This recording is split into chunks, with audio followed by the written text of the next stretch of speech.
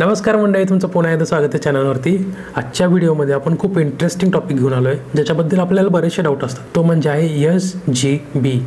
SGB म्हणजे sovereign gold bonds. आता बऱ्याचशा वेळा आपण न्यूज वाचतो की बाबा SGB रिलीज झालेत, खरेदी करा, SGB सोन्यापेक्षा भारी आहे, किंवा SGB हे एक नवीन इन्व्हेस्टमेंटचं ऑप्शन आहे। नवीन नाही आहे, पण आपल्याला वाटतं नवीन काहीतरी आहे।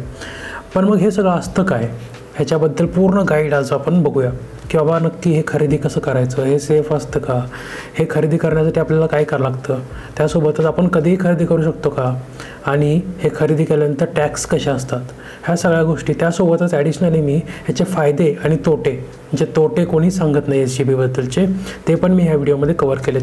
तर सोनं हे आपल्या भारतामध्ये खूप इमोशनली अटॅच्ड गोष्ट आहे। आपण नेहमी सोनं जे खरेदी करतो ते आपण इन्व्हेस्टमेंट म्हणून नाही, तर एक आपलं श्रीमंतीचं प्रतीक म्हणून आपण ते खरेदी करतो।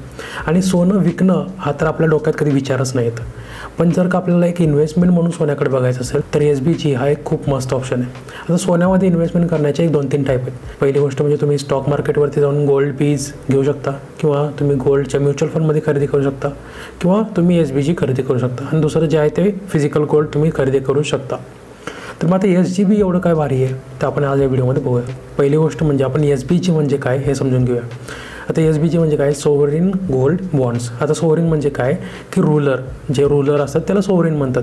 आता ह्या केसमध्ये सोवरिन आहे जे आपले गव्हर्नमेंट ऑफ इंडिया आहे ते। आता सोवरिन तर कळालं।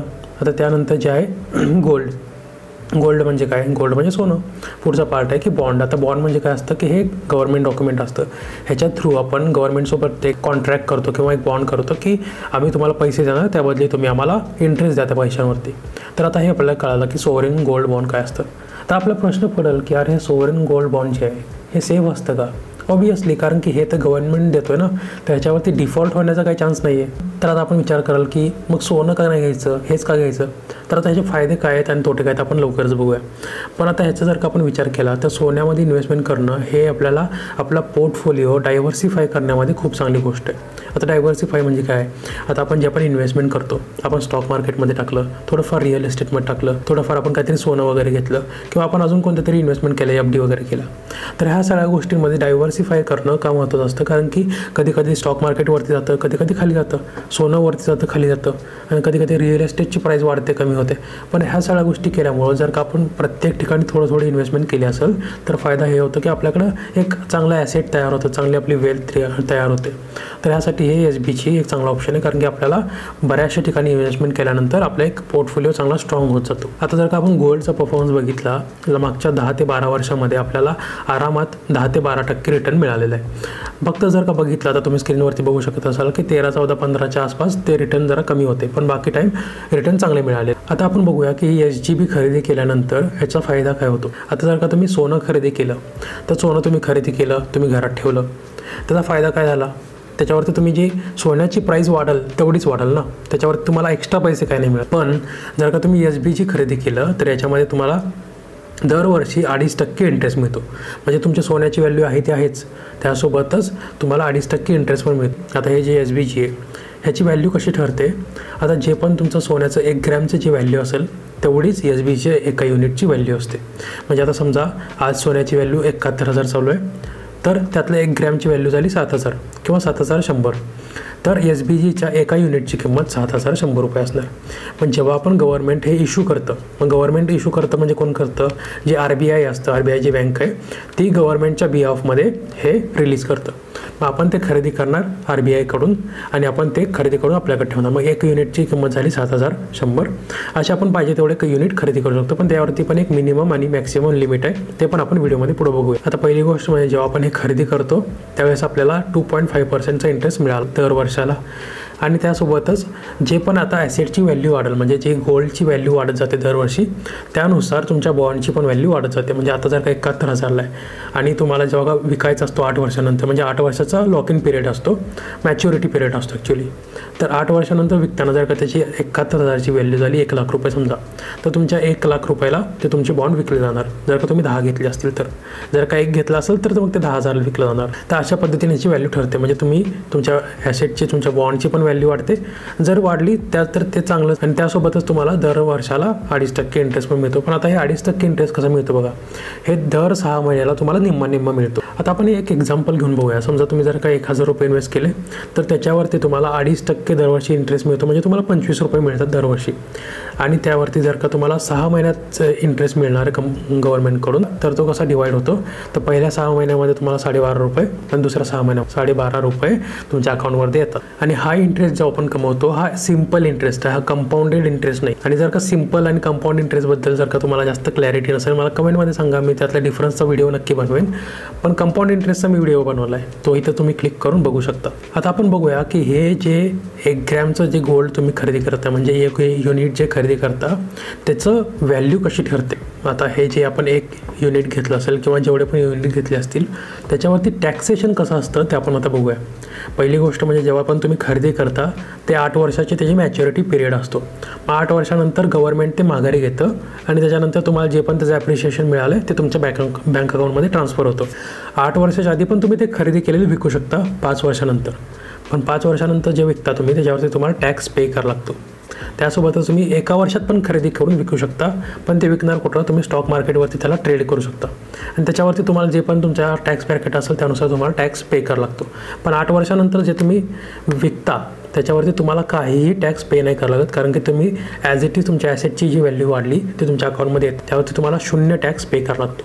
म्हणजे जर का तुमचा 7,100 रुपयाचं जे 1 युनिट तुम्ही खरेदी केलं होतं ते जर का 10,000 झालं तर तुम्हाला 10,000च्या 10,000 तुमच्या अकाउंटवरती येतात, त्यावरती 1 रुपयासुद्धा टॅक्स लागत नाही. आणि जे 5 वर्षानंतर तुम्ही विकू शकता त्यासाठी गव्हर्नमेंटकडून म्हणजे RBI कडून एक नोटिफिकेशन येतं की तुम्ही आता विकायला चालू करू शकता. मग ते गव्हर्नमेंट परत विकत घेतं आणि ते त्याच्यावरती तुम्हाला टॅक्स जो ॲप्लिकेबल असेल तो पे करावा लागतो. आता आपण एक 4-5 कॉमन क्वेश्चन आहेत त्याचे आन्सर करूया जे SGBच्या रिलेटेडचे आहेत, आणि त्यानंतर आपण याचे फायदे आणि तोटे दोन्ही बघून घेऊया. तर पहिला एक कॉमन क्वेश्चन की यात मिनिमम आणि मॅक्सिमम किती आपण खरेदी करू शकतो. आता मी फक्त आपलं इंडिव्हिज्युअलचं लोकांचं सांगेन, जे आपण कंपन्यां वगैरे त्यांचं नाही सांगणार. तर इंडिव्हिज्युअलला आपण मिनिमम 1 ग्रॅम म्हणजे 1 युनिट घेऊ शकतो, जे पण त्यावेळेसची प्राईस असेल, आणि मॅक्सिमम आपण 4 किलोपर्यंत घेऊ शकतो. दुसरा प्रश्न असतो की आपण कधी घेऊ शकतो, म्हणजे SGB खरेदी कधी करू शकतो. आता त्यासाठी RBI कडून एक नोटिफिकेशन येतं, आता ह्या पिरियडमध्ये तुम्ही खरेदी करू शकता. तेव्हा आपल्याला सगळीकडे बघायला मिळतं की आता SGB खरेदी करा, कारण की त्याच पिरियडमध्ये आपण ते खरेदी करू शकतो. तर RBIची जी वेबसाईट आहे त्याच्यावरती जाऊन ते नोटिफिकेशन आपल्याला आलं की आपण खरेदी करायला सुरू करू शकतो. आता पुढचा प्रश्न म्हणजे SGBची खरेदी कसं करायचं. आता याच्यामध्ये 4-5 टाईप आहेत. एक म्हणजे तुम्ही तुमच्या स्टॉक ब्रोकरच्या ॲपवरून घेऊ शकता, जसं की झिरोदा असेल, तुमचं अपस्टॉक असेल, जे पण असेल.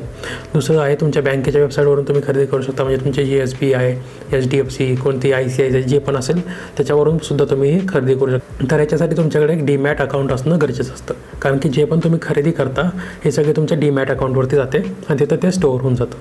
तर जर का तुम्हाला डीमॅट अकाउंट तुम्ही आजपर्यंत क्रिएट केलेलं नसेल तर तुम्ही झिरोदावरती करू शकता. झिरोदावरती तुमच्या 24 तासामध्ये तुमचं डीमॅट अकाउंट क्रिएट होऊन जातं आणि त्याच्यावरती फक्त तुम्हाला 4-5 ठिकाणी फक्त तुमची इन्फॉर्मेशन द्यायची आणि लगेच ते 5-10 मिनिटामध्ये तुम्ही फॉर्म फिल पण करून टाकू शकता. आणि जर का तुम्ही आजपर्यंत जर का तुमच्याकडे डीमॅट अकाउंट नसेल तर मी खाली झिरोदाची लिंक दिली, त्यावरती तुम्ही क्लिक करून तिथून तुमचं झिरो अकाउंट ओपन करू शकता. आता दुसरा एक ऑप्शन असतो, जर का तुम्हाला ऑनलाईन खरेदी नाही करायचं पण तुम्हाला जर का ऑफलाईन खरेदी करायचं असेल ते पण तुम्ही करू शकता. पण त्यामध्ये प्रॉब्लेम काय की जे तुम्हाला ऑफलाईन खरेदी केलं आहे तर सर्टिफिकेट मिळतं की तुमच्याकडे एवढे युनिट आहेत.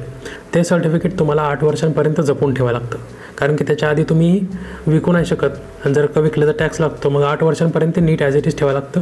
जर का ते घाळ झालं, कुठं हरवलं तर मग ते विड्रॉ करणं अवघड होऊन जातं. आणि ऑनलाईन खरेदी केल्यामुळं तुम्हाला 50 रुपये डिस्काउंट पण मिळतो. तर ऑनलाईन खरेदी केलेलं कधी पण बेस्ट आहे. तर आता आपण शेवटचा पॉईंट बघूया, जे म्हणजे फायदे आणि तोटे काय काय. पहिले फायदे बघूया आपण. फायदे म्हणजे काय काय त्यात.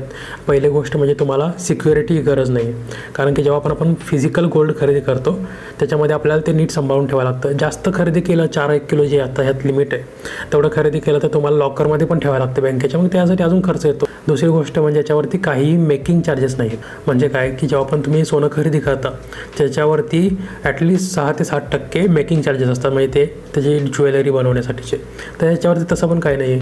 तिसरी गोष्ट म्हणजे सेफ्टीची तुम्हाला काही चिंता नाही, कारण की हे सगळं ऑनलाईन सेव्ह होऊन जातं, तुम्हाला घरात सेव्ह करायची गरज नाही. चौथी गोष्ट म्हणजे हे 999% क्लिअरिटीचं प्युअर सोनं मिळतं तुम्हाला. म्हणजे ऑनलाईनच असतं पण हे प्युअर असतं.